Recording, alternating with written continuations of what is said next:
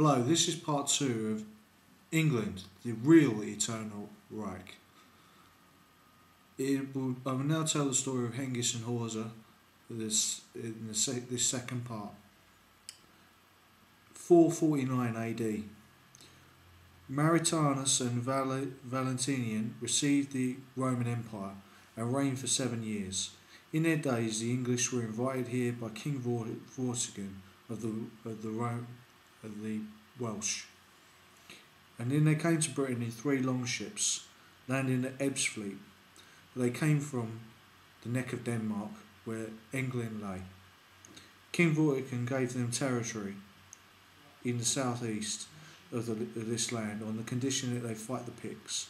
This they did and had victory wherever they went. They then sent to Angel and commanded more aid, and commanded that they should be told of the Britons' worthlessness and their choice nature of the land.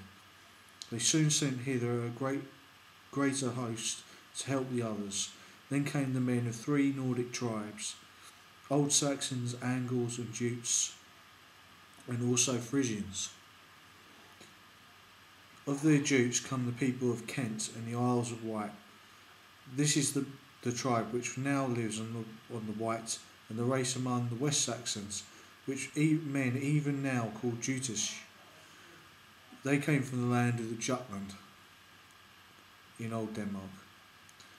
Of the Old Saxons come the East Saxons, the South Saxons and the West Saxons. Of the Angles, the country they have left has since stood empty between the Jutes and the Saxons. Come the East Anglians, the Middle Anglians, the Mercians and all the Northumbrians. Their war leaders were 2 brothers, Hengest and Horsa, who were Witgil's sons. First of all they killed and drove away the king's enemies, then later they turned on the king and the British, destroying through fire and the sword's edge. Thus the English came to Britain. Hengist and Horsa fought Vortigern the king in the place called Anglethorpe. His brother Horsa was killed, and after that Hengist and his son Ask received the kingdom. Hengist and Ask fought the Britons in a place called Crayford in modern times. They killed 4 companies, but Britons gave up Kent and in great fear fled to London. Hengist and Horsa fought the Welsh near Whippersfloat and killed 12 Welsh ealdormen. One of their own thanes was killed there. His name was Whipped. Hengist and As fought the Welsh and seized countless spoils of war. The Welsh fled the English as one flees fire. 473. 477 AD. Ale came to Britain and his 3 sons, Caiman, Welsin and Caesar, with 3 ships, landed at a place called Saintonge. They killed many Welsh and drove some in flight to the Weald. I'm reading from the Anglo-Saxon Chronicle.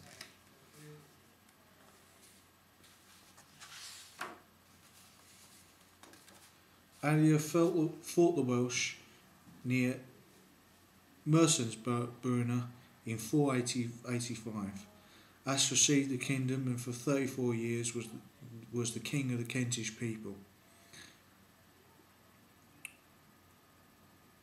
Al and Caesar besieged Andria near Pevensey and killed all that were inside. There was not one Briton left.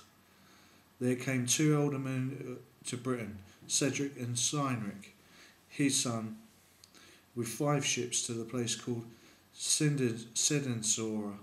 On the same day they fought the Welsh. Port came to Britain with his sons Minder and Megla, and in 2 ships to a place called Portsmouth, and killed many a young British man, a very noble man. Cedric and Cynric killed a British king named Nathan Leod, and 5,000 men with him. After that the land was known as Nathan League up to Sesson Ford. The West Saxons came into Britain with 3 ships to the place called Sidesford, Sidisora. Stuff and Widgar fought with the Britons and put them to flight. This is a recurring thing in the Anglo-Saxon Chronicle of a poetic use of the term 3 ships, but it may as well mean 3 legions. 3 fleets, okay? Because the body of men was usually seaborne infantry, marines in effect, and the English used less horseborne troops than the British, because the British were affected by the use of cavalry by the Romans extensively during the later part of the empire, and the bringing in of Eastern peoples such as Germanic peoples, because Germanic people were already resident in Britain as mercenaries working for the Celtic Welsh governments and governors and kings in Britain. So this is, I'm trying to give a context to this.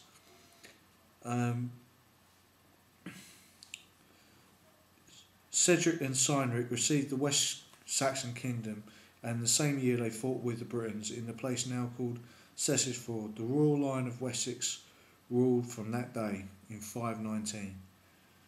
Cedric and Cynric fought the Britons in the place called Cessisford. Cedric and Cynric seized the Isle of Wight and killed a few men in Crassus' book. Cedric passed away, and Cynric, his son, reigned on for 26 years. They gave to their 2 kinsmen, Stuff and Whitgar, the Isles of Wight. The sun darkened in 538 AD on February the 16th from dawn until 9 in the morning. The sun darkened in June 20th, and the stars showed fully nearly half an hour past 9 in the morning in 540. So all notes in the Anglo-Saxon Chronicle, all things are being noted down at this time. There is not a lack of written evidence for these events. What the English were doing, though, was colonising Britain, and they put down the manor system, whereas they had once relied on horsepower solely to plough their fields, now they were using extensively slaves, and those slaves were Welsh people, Welsh and Celtic people.